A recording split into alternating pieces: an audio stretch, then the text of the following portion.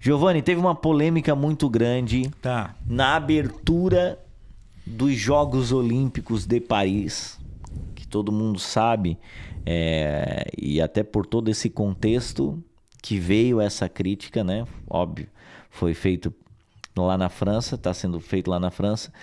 E tem um momento onde drag queens estão ali, meio que foi comentado isso na internet, recriando a ceia, a última ceia de Jesus ali. E aí já começaram a sair, né? Porque na verdade eles já estão citando que não era sobre isso, né? Mas aí os crentes também já pegam, né, a imagem. Vários pastores postaram aí também, porque é aquele que não é, mas tudo indica que é, né? Teve um momento ali que vários drag queens ficaram em volta da mesa, né? Fizeram um paredão na mesa, e aí veio um deus grego, que depois eles falaram que era um deus grego, e aí se deitou ali, fazendo como se, né, para nós da fé, fazendo parafraseando ali, como se fosse o Deus ceia. Pai, né, ali deitado no meio da mesa e tudo mais. E aí uma moça, né, com uma coroa na cabeça também, fazendo o sinal de amor.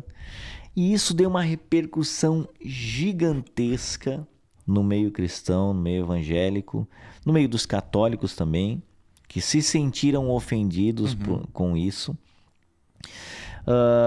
E pela França ter um viés mais de esquerda também, então tudo isso colaborou para que os cristãos tomassem essa narrativa de que, cara, estão falando da fé. Exatamente, foi proposital.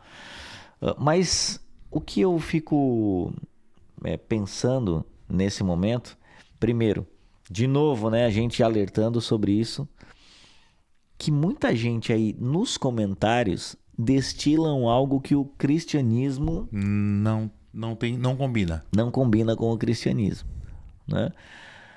E nós precisamos saber aquilo que Jesus diz, que nós seríamos lançados como ovelhas em meio aos lobos, né? Então, não é para nós nos espantarmos quando coisas desse tipo acontecerem. E aí a gente queria conversar sobre isso hoje. Por quê? Porque nós estamos num mundo que vamos sofrer esse tipo de retaliação, esse tipo de cutucada. Giovanni, tu acha que aquilo ali foi ou não foi uma cutucada nos crentes, ou a galera deu uma viajada forte e realmente é um quadro lá das antigas, da Grécia? Eu vou pegar o nome do quadro aqui para não... Eu particularmente, John, entendendo todo o contexto que o mundo vive, eu acredito que foi sim uma cutucada. Né? Eu acredito. Agora, nós como leitores da Bíblia, ou pelo menos deveríamos ser, a gente deveria saber que nos últimos tempos, ou seja, isso nunca vai melhorar.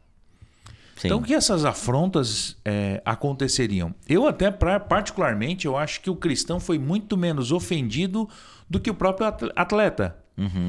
Em que sentido? Cara, por exemplo, eu sou obeso, então eu tô no meu lugar de fala. Não, aliás, tu tá... Tô emagrecendo. Qual que é aquele lugar que tu tá indo? Eu estou indo na Emagrecentro. Tá. Vou pedir para repetir, porque esse corte vai ter que sair. Estou indo na Emagrecentro. Tá, o que tá acontecendo lá? O que acontece? Cheguei lá apenas com 141 quilos. 141. 141.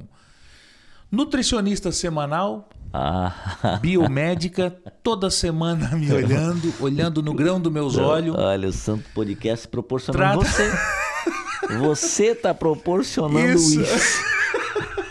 Tá?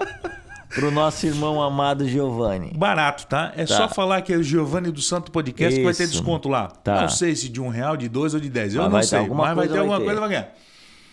E, cara, muito bom, porque eu já perdi 12 para 13 quilos em um mês.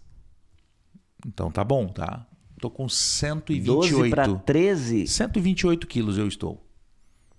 Caramba, em um mês. Então, eu vou mais. E tem, inclusive, um conhecido nosso aqui, conhecido meu e teu, o Ademir. Lembra o Ademir? Não, o Ademir tá lá. Tava com 100 e tantos quilos, quase 200 quilos. Vamos trazer ele aqui, cara. O Ademir. Gente, trazer o Ademir aqui. Um irmão amado e maravilhoso demais. Ali tem história, tá? Vamos fazer essa ponte aí. Vamos. Cara, o Ademir perdeu mais de 70 quilos, tá? Lá. Então, se você tá acima do peso, emagrecendo. Tá. Mas voltando pro assunto... Tá. Foi mais uma ofensa, eu acho, que pros atletas. Botando aquela menina que está acima do peso lá como uma das principais lá da filmagem. Que tava tudo... Cara, ali é coisa de atleta. Aquela menina não consegue correr 3 quilômetros. Eu não sei se ela consegue correr 100 metros, tá? Eu acho que o erro já começou daí. Já começamos tudo atravessado o negócio. Eu vou ter que ir pra palavra. Porque assim... O cancelamento vai vir, tá? Não, mas vai vir, é gordo falando de gordo, então tu pode. Tá, tu tá num lugar de fala, não tá mais, porque emagrecendo... Isso, emagrecendo vai resolver. Mas mas rapidinho, só não te cortando... Tá. Cortando já? Isso, a organização, tá? Tá, os organizadores das Olimpíadas de Paris 2024 pediram desculpas, tá, pelo que alguns críticos descreveram como uma paródia da última ceia durante a cerimônia de abertura. A cena contou com artistas e dançarinos e foi muito criticada pela Igreja Católica e pelos cristãos evangélicos. A Igreja Católica Francesa disse que as festividades incluíram cenas de zombaria do cristianismo. Nunca tivemos a Aí agora a organização diz o seguinte: nunca tivemos a intenção de desrespeitar qualquer grupo religioso. Né? A Anne Deschamps mandou essa entrevista. Pelo contrário, acho que tentamos celebrar a comunidade... a tolerância. Acreditamos que essa intenção foi alcançada. Se alguém se sentiu ofendido, é claro que lamentamos muito. Então, eles já trouxeram essa outra narrativa de outro lado ali. Mas, Giovanni, fato é que, por falta de sabedoria, muitos de nós acabam entrando como se fosse realmente algo... que já não estava escrito. Sim. Já não estava previsto. Né?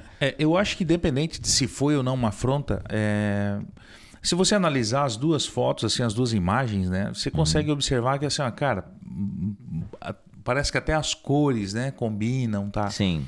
Então, enfim, a gente não consegue também saber qual é o que passou pela cabeça de quem idealizou isso.